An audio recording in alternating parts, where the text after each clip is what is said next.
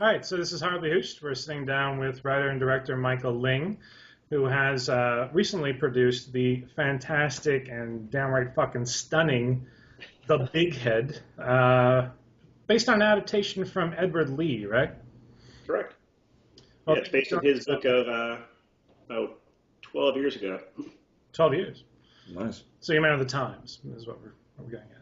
Yes, exactly. Well, I mean, it's still too messed up to get a feature made right now. So yeah, it's crazy. You'd think it would be all passe and kind of simple shit now, but no, it still pushes some buttons for some people. Well, I have to say, based on the things that I've read online, people react rather strongly, considering that the content, while fucking brilliant and, thoroughly engrossing, I read a couple of reviews from people, I would only have to wager from the Midwest, saying that they couldn't handle the downright graphic rape scenes. And Really? See, I mean, well, I'm from the Midwest, so don't bag on the Midwest. no, I'm not bagging. I'm You can just say the South. That makes sense. You can bag on the South. from the Midwest South, then, shall we? Fuck those people, yeah. But I mean, we've played. Oh shit, we played a dozen, if not 15, film festivals, Wow, really? and only had. Let me think for a second. Only had negative reaction twice, and once was L.A. at a fairly big film festival, or it was called Holly Shorts, but it was like a Halloween themed segment of shorts. So it wasn't anything churchy or happy. It was just all a bunch of horror shorts. We're not looking at romantic comedies here. I mean, No, it was all crazy stuff. And we had our producer Don Weigel was there, editor was there, some of the cast, and they were like, yeah, I mean, within 5 minutes of it playing, people were standing up saying, "This is filth. Turn it off. Stop this. This is disgusting." Like, are you serious?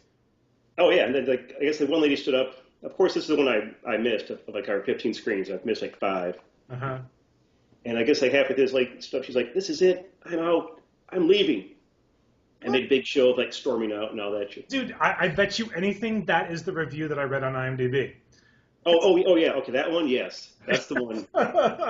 I just don't get it. I mean, I say stand up and cheers, man, because it's like the work you did is like, yes, it's intense, but it's like you expect that from what it is, the content that you're doing, and you didn't oversell it, over push it. It's just, it's kind of this is what it is, and this is the storyline. Yeah, thanks, man.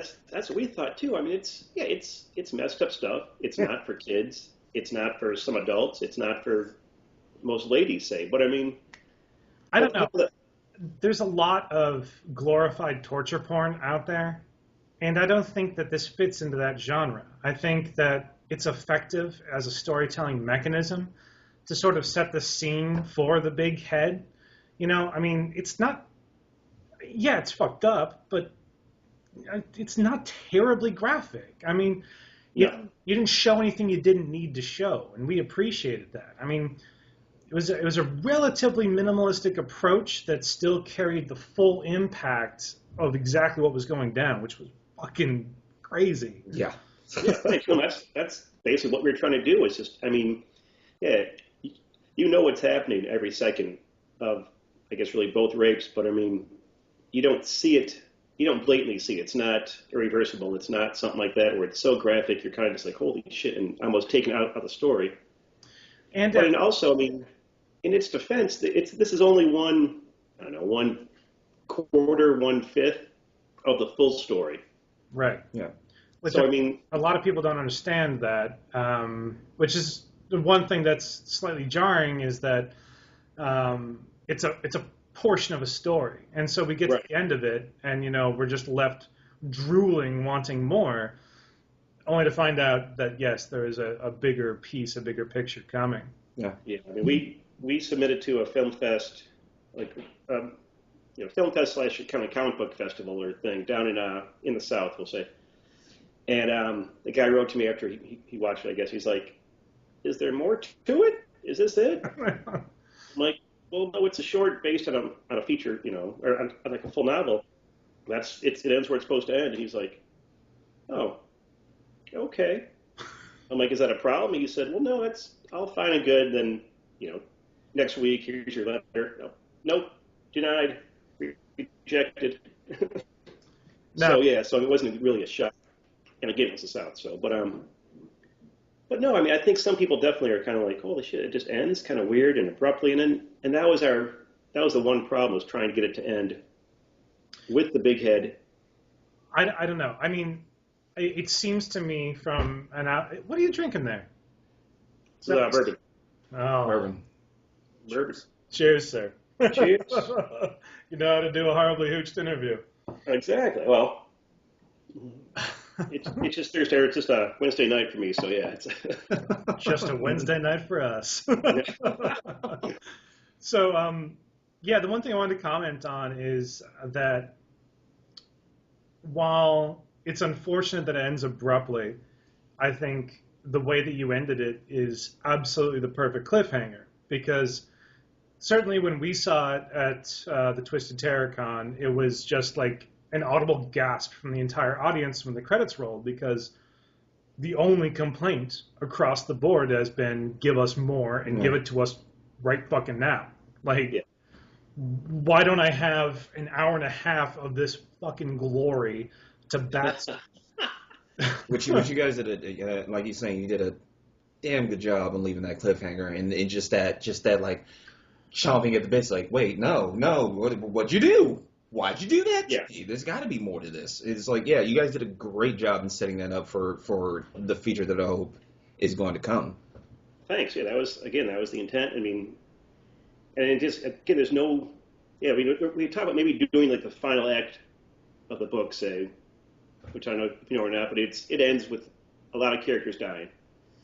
Certain characters getting their kind of just due, and other characters kind of having like a surprise or two revealed. But it just felt we couldn't have got enough character bits across to warrant that ending.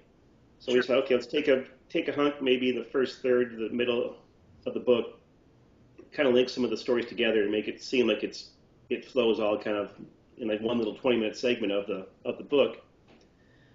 I mean, in the feature, it would probably play roughly the same, but it would, like, the Bighead stuff wouldn't play the same way. Like, they're just him early on in the script. You see him throughout, and then the final act would be him reaching town, and at that point, everything goes to shit. You've got Dickie and Balls, you've got the Bighead, you've got Father Tom and the gals all hanging out. On that note, the shot of him arriving to town, I don't know if it was intentional or not, but the way that the final few frames were filmed with the sign to Luntsville, yep, Luntsville, you don't see the L right away, so it just kind of looks like Huntsville. You can assume some things, and the mind fills in some gaps there, and I was like, is that a town? Is Huntsville a town? Oh, I wish it was. But I would live there if I could. But I'm sorry to keep jumping all over the place like this on you, man, but there's just so many parts to this piece that I really need to touch on with you. The other big one is the portrayal of, I guess I would call him the main redneck. I totally blanked on his name. The guy that gets the stuff on his leg? Yeah, Balls, yeah. That's Balls. Okay, yeah. I knew Dickie was the other guy. Yeah. That actor's performance was stellar. I mean, really, like, completely believable, a little bit insane, with a good dose of, like, fear. I mean, how did you guys go about picking this character? Did you write him that way? Was it the actor's portrayal? What was the situation there? It was both. I mean, it's written as a pretty fucked up character, obviously. I mean, he's a demented, abusive redneck that's, mean to his friends and worse to his enemies. Exactly. Yeah. And but yeah, I mean, that's the character in the book. He's basically the big bad of the book. Mm-hmm. He's the guy that you can't wait to get killed at the end. You're saying, okay, that guy's gonna die. The Bighead, whatever. I don't care about him, but that's you got to kill Balls because he's just evil. And then we did casting on I think it's lacasting.net.com, whatever, some casting website. Mm-hmm. And Jeff was super worried, say, about making sure people knew this is not PG-13 horror. This is not simple thing. This is kind of a fucked up movie with some scenes are crazy. Mm-hmm. And the guy behind the site actually wrote to Jeff. He said, "Hey, is this the Bighead, like Edward Lee's?" And Jeff's like, "Yeah, he's like, yeah, that book's fucked up. You guys can't do that." And he's like, "We're doing it." He's like, "I mean, not you can't, as in you're not allowed, but just like you can make that into a movie. How's it going to work?" And he's like, "Well, we're doing a short." So we had warnings all over the sites, and people saying, "Okay, if you're like reading for these parts, these roles involve either nudity, rape, or violence, if not all three." And Orson was a guy I saw, because I was in charge. Like I kind of went through and picked out. I think I had cast. No, so basically, like we all kind of chose. Okay, you pick 15 guys for these roles. You pick 15 guys for these roles, and I got balls. And it's always good to get the balls. Yeah, of course. They go missing so many times. Yeah. Just I'm sorry to hear that. Sounds like a personal problem. Sorry. Yeah. you know what? But yeah, so it's like, and his reel alone, like his look was good and his reel was great. But he was the guy that I kind of put a star by. And we did 2 days of casting, and he was early morning on day 2. And he came in. It was like 10 o'clock on like a Sunday morning. We were kind of burnt out from day 1 of like about 10-hour day of casting on Saturday, and it was we were in this office. It was hot, no AC. So we're kind of like, okay, here's Sunday. Okay, let's see some people. He came in and just nailed it. We're like, this guy's awesome. And he came in character. Didn't break character much the whole time, if at all. Nice. And we're just like, oh, he left. We're like, yeah, that's him. I mean, that was a brilliant choice. He did a damn great. And we saw probably half a dozen guys that were actually really good too. So there's like some really, really talented rednecks out there who would be very good at the role of raping an unsuspecting prostitute. Is what you know. Thank you, Hollywood. The thing is too, it's easier to play. I think more psychotic. I mean, I'm not an actor. I don't know that shit. But it seems that you can go crazy much easier than kind of be subdued and be this. But he kind of works both sides of the coin, I think. Yeah, it seemed to me that the moments that stuck with me were his eyes. Like, you could see in his eyes his intent and the insanity, and there's just brilliance there. But I digress. We're here to talk about him. We're here to talk about you. Well, you know what? The last thing on Orson too. He's the grandson of Charlie Chaplin, which he keeps hidden kind of for some odd reason. But I can kind of see both. Again, I can see kind of like why you keep it hidden, but why. Well, maybe if you're starring as a redneck rapist. You may want to keep the family out of it. But yeah. This is really one of the most brilliant shorts, if not the most brilliant short, we've seen in a really long time. Wow, thanks so much. That's fantastic to hear. No, it was fantastic to watch, so thank you. Yeah, an absolute fun ride. Yeah, I'm just curious, when you were, because you wrote the piece, correct? Correct, yeah. Obviously, based on Edward Lee's work, but there had to be a lot of iterative development by yourself. So when you were going through the process of writing this, how did you put yourself in the shoes of these different characters? Like, how did you write psychotic so well? Well, I had the book as like my Bible, so it was kind of easy just to go back, read a hunk of the book, which is so intense, so crazy. So you did. I can think, okay, now I'm on the page of these crazy rednecks, and there's stuff in the book. I don't know if you know it that well. There's scenes in the book that are just like, holy shit, fucked up stuff. Like our short doesn't even begin. It touches the surface, obviously, but they basically will rape any hole they can find. If you do. I've heard the phrase "any port in a storm," but I don't think that applies the same way. Jeez, it's close, but not quite. Basically, if you go to Amazon for the book, like some of our actors did that pre-audition because they were curious. They thought, this is intense.